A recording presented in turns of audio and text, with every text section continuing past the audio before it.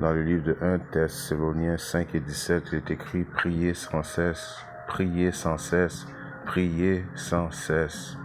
Tout d'abord, j'aimerais rendre gloire et hommage à Yahweh, Bar Hashem, Yahweh Shai, Bar Hashem, Roha Kodash, Yahweh qui est le nom du Père, le Tout-Puissant, le plus haut, Bar Hashem qui veut dire au nom, Yahweh Shai qui est le Fils, Bar Hashem, Roha Kodash qui est le Saint-Esprit, et shalom aux élus et doux bonheur, respect aux apôtres, aux aînés de Great Millstone, car c'est eux qui nous ont appris cette vérité. Ici, frère Amos de l'église de GMS de Montréal, et à vous seulement je dis shalom. Prier sans cesse, c'est un commandement, c'est quelque chose, c'est une pratique plutôt, je voulais dire, quotidienne que tu dois faire constamment avec Yahweh Hashem, Yahweh Shai.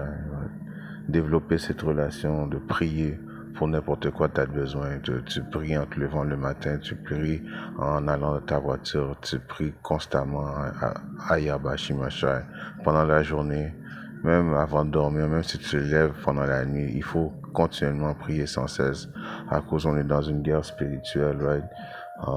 Il y a des possessions diaboliques qui se font sur les gens, right? On est attaqué partout spirituellement, right? Alors il faut demander la protection à Yahweh Hashem, Yahweh Shai, de nous protéger, right? Spécialement dans les temps où on vit, de nous guider dans nos décisions, à cause que la prière est le moyen de communication que Yahweh Hashem nous a laissé à ceux qui croient en lui, right?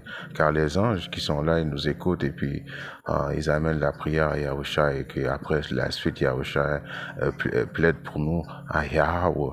You know? So, la prière, c'est une chose importante, c'est un arme, c'est comme un arme spirituelle, une communication avec le au-delà, right? Et puis Yahweh Hashem écoute les prières de ses élus, right? Il porte attention aux prières de ses élus, right? Comme que je dis, il y a un précepte que je vais aller dans le livre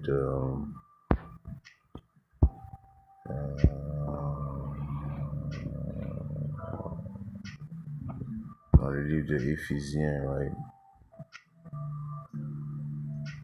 6 et le chapitre 12. Car nous ne luttons pas contre la chair et le sang, mais contre les principautés, contre les pouvoirs, contre les dirigeants de l'obscurité de ce monde, contre l'immoralité spirituelle dans les hauts lieux. Alors Esau est constamment en train de planifier, de nous détruire. Esau va venir avec rage, right? Issa, premièrement, lui, il prie constamment aussi, right? Il prie quoi? Il prie le diable spirituel. Il est constamment en train de prier, de demander parce que Satan bénit, est capable de bénir aussi du côté gauche, right? Issa est toujours en train de faire des sacrifices, en train de demander au diable, à Satan, right? Il est toujours en train de demander comment il va faire pour venir nous éliminer. Donc, il est constamment en train de planifier notre destruction, de planifier, en voulant dire notre destruction, d'empoisonner nos nourritures, right? De nous faire écouter à des musiques diaboliques, right? Il est en contrôle de la musique, donc il est tout le temps en train de planifier notre destruction, il est tout le temps en train de demander comme on dit, des blessings à Satan. Donc nous, du côté droit, ceux qui craignent Yahweh Hashem, on a cette communication directe avec lui, dont il faut prier sans cesse, lui demander constamment, right? Suivre l'exemple de Yahweh Shai. À chaque fois que Yahweh Shai était persécuté ou quoi que ce soit, qu'est-ce qu'il faisait? Il avait cette relation avec le Père, right? De prier, right? À Luc 6, et je commence à 11, il était quoi? Il fut rempli de folie et s'entraînait ensemble de ce qu'il pourrait faire à Yahweh Shai. Il arriva en ces jours-là qu'il alla sur une montagne pour prier et continua toute la nuit en prière à Yahweh.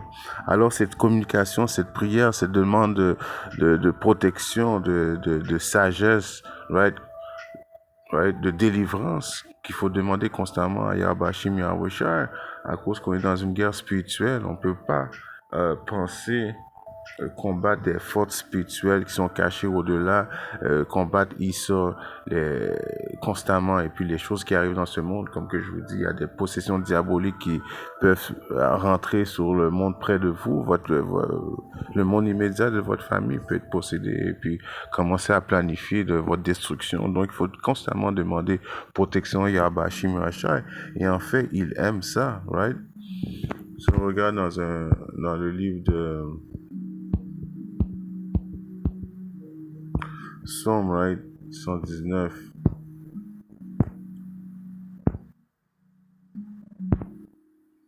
Et 164, c'est un long somme. Ouais. Et c'est écrit quoi? 7 fois par jour, je loue à cause de tes jugements droits. Je loue, louer, c'est comment qu'on loue Yahabashi Machai en priant Yahabashi Machai 7 fois par jour. Est-ce que ça signifie juste 7 fois? Non, constamment, il faut de prier Yahabashi Machai. Il faut louer Yahabashi Machai. Il faut demander la protection Yahabashi Machai de nous délivrer de l'emprise de ce fucking démon constamment, right? Car comme que je dis, il planifie constamment. Lui est toujours en train de planifier. Là, il veut venir avec la marque de la bête. Il empoisonne la nourriture. Il met du porc dans tout ce qu'on, dans les pâtes à dents. Il faut tout constamment checker qu'est-ce qu'on consomme à cause que lui, il est constamment en train de planifier notre destruction, right? Il nous déteste du plus profond de son cœur. Il veut nous voir détruire. Donc, lui, il demande constamment au diable, right? De lui donner des idées, right? Il envoie constamment des sortilèges sur nous. On sait qu'on peut pas être atteint de sortilèges, mais quoi qu'il en soit, lui est toujours en train de planifier ces choses-là.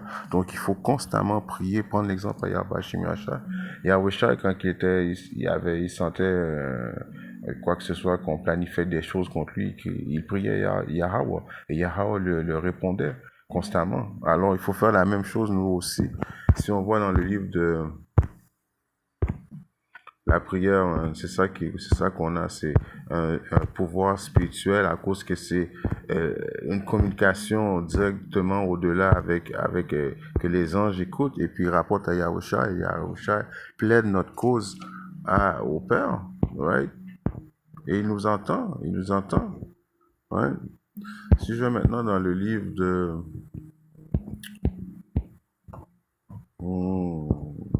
je sais pas là, non, c'est vrai que dans le livre de 1 Jean, right? 5 et je commence à 14, il est écrit. Et ceci est l'assurance que nous avons en lui, que si nous demandons quoi que ce soit selon sa volonté, il nous entend. Alors ceux qui font la volonté de Yahabashi Machai, les optimistes élus de Yahabashi Machai, il faut qu'on soit confiant, right?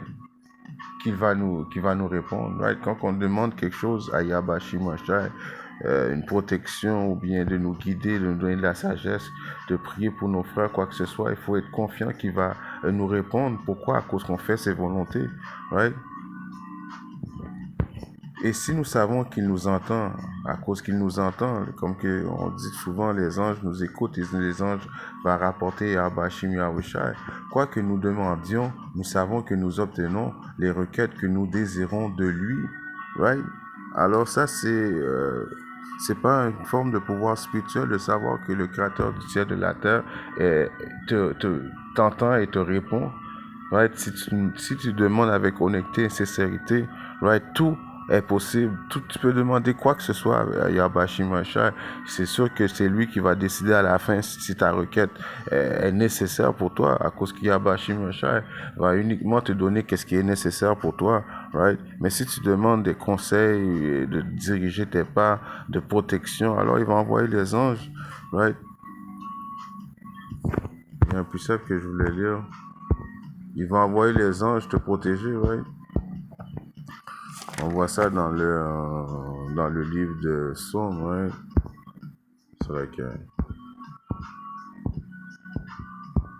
Somme 34 et 6, il est écrit quoi? ce pauvre homme cria, ça veut dire prier, right? Ce pauvre homme qui est pauvre présentement, c'est nous les optimistes élus, mais nous sommes riches, mais nous sommes pauvres, right? En voulant dire, nous sommes pauvres dans le monde présentement, right? Mais on a cette possibilité-là de crier, de prier à Yahba Shimashai, et le Seigneur les entendit et les sauva de toutes ces difficultés. Alors, il n'y a aucune difficulté que Yahba Shimashai ne peut pas te libérer, right? Car, pourquoi? À cause que c'est lui qui dicte, right? Dans quelle difficulté tu vas être, right? Justement pour voir si tu vas lui faire confiance, si tu vas lui demander, tu vas prier, tu vas lui demander de délivrer, right? Il veut ça, right? L'ange du Seigneur campe autour de ceux qui le craignent et les délivre. Alors les anges sont constamment en train à côté des optimistes élus, right? Ceux qui craignent Yahba Shimashai, même quand je dis les optimistes élus, oui, les prophètes, right? Les 144 000 hommes de chaque tribu d'Israël, mais aussi il délivre les hommes et femmes et croyants qui le craignent, qui le demandent à son aide aussi. Il est là pour ceux qui lui font confiance, right? Crie. Ouais, crier envers Yahba Shimashai. Prier veut dire quoi? Supplier Yahba Shimashai constamment, right? Si on voit dans le livre de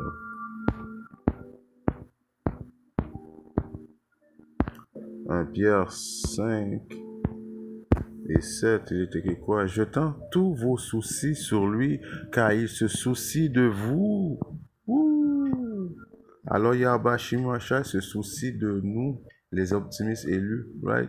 Il nous entend, right? Il est sensible envers nos cris, right?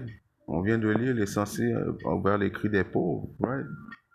Les pauvres qui sont riches, mais qui sont pauvres présentement, mais qu'on est riche à cause justement on a cette communication avec Yahba Shimashai, right? Il faut constamment développer cette relation avec Yahba Shimashai dans toutes, pas juste quand que ça va mal, et puis non, constamment prier, demander à Yahba Shimashai, right? Même demander à Yahba Shimashai n'importe quoi, right? Qui va t'inspirer. Comment il faut que je m'habille aujourd'hui? Il va t'inspirer, right? Pour toi, ça a l'air banal, mais c'est toutes les choses. Il faut que tu demandes à Yahba Shimashai. Autant comment tu vas t'habiller, autant comment tu vas penser, right? Tu lui demandes conseil, right? Parce que quoi, lui, il a déjà dicté ta vie, c'est déjà qu'est-ce que tu as lui demander, il sait déjà qu'est-ce que tu penses. Donc pourquoi pas rentrer en communication avec lui, puis lui, il va juste simplifier les choses pour toi et te guider et te protéger, right? Jetant tous tes soucis, jetant tous vos soucis, alors tous les soucis, il n'y a pas un souci qui est plus important que l'autre pour Yahba Shimashai. Tous ces soucis, tu dois jeter ça sur lui et lui va te guider, right? Et il faut le croire, parce que c'est comme ça fonctionne. C'est la vérité. Right? Cette prière du côté droit, c'est une chose qui est réelle, qui marche vraiment. Autant qu'on peut voir les bénédictions du côté gauche que Satan donne à ses disciples, right? Il doit faire plein de choses. Mais Yahba Shimashai aussi, lui, répond à ceux qui le craignent, right? Et les bénédictions qu'il donne, quand Yahba Shimashai te donne une bénédiction, ça reste, ça te suit, tu prospères dans les bénédictions de Yahba Shimashai, right? Si je regarde dans le livre de... On va aller dans le livre de Le Séracide, right?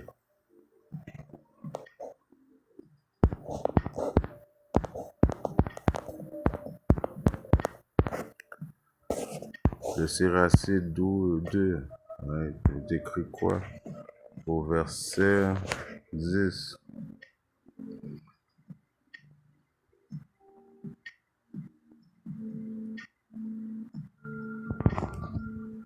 Le Séracide, le verset 10 est écrit: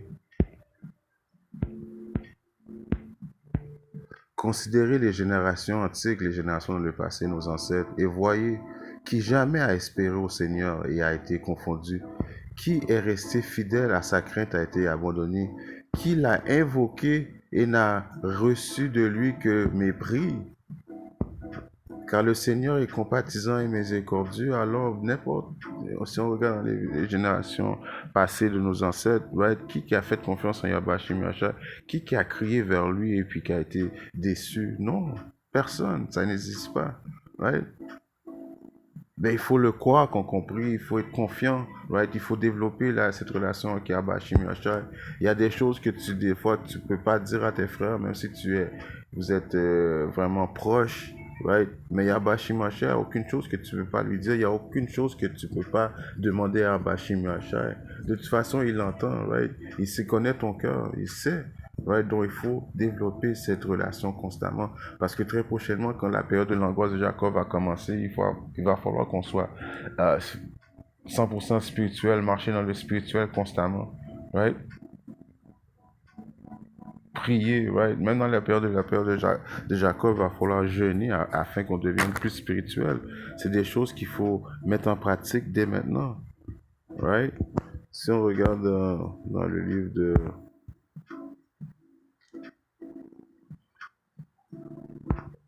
de Tobie, right? Euh,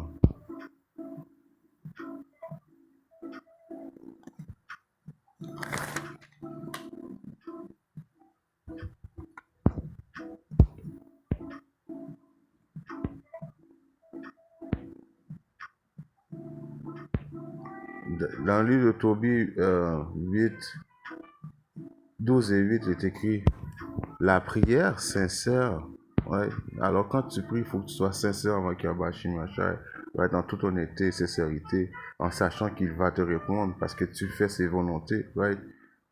Il y a du souci pour toi, il ne faut pas oublier ça. Ainsi que la générosité pratiquée pour plaire à Yahweh Bashim Yashai valant mieux que des richesses acquises de façon malhonnête. Alors, quand tu pries sincèrement, right, et ainsi tu pratiques la générosité, right, ça plaît à Yabashim Yashai, right, et en faisant ces choses-là, en faisant les choses qui plaisent à Yabashim Yashai, rassure-toi qu'il va te répondre. Right? Il va te répondre si tu fais qu'est-ce qu'il te demande. Right? Il nous a laissé ce merveilleux système de communication. Right? Les anges sont là, ils écoutent nos prières pour nous délivrer. Right? Donc il faut constamment prier à Bashimashai 7 fois par jour. Right? Il ne faut pas avoir de retenue à cause dans les périodes qu'on vit présentement, c'est juste ça qu'on a pour nous défendre contre les stratagèmes du diable, right? Et on sait qu'il va venir avec rage parce qu'il sait qu'il nous reste plus beaucoup de temps, right? On peut pas se délivrer de ça nous autres mêmes. On a besoin d'Yabashim Yashar, on a besoin d'Yabashim Yashar, on a besoin d'Yabashim Yashar. Donc il faut prier constamment avec Yabashim Yashar. C'est comme ça qu'on développe notre relation avec lui. Et quand les périodes de l'angoisse Jacob va commencer, tu vas avoir déjà développé cette relation-là. Donc tu vas être dans l'esprit. Donc tu vas être attentif à ses messages. Tu vas comprendre comment qu'il communique, comment qu'il te répond. Ouais, toutes ces choses-là, il faut les pratiquer, les mettre en œuvre dès maintenant, avant que la période de Jacob commence. En espérant que cette petite leçon est édifiante, si Yahweh Shemashah le veut, je reviendrai très bientôt avec notre leçon. Shalom.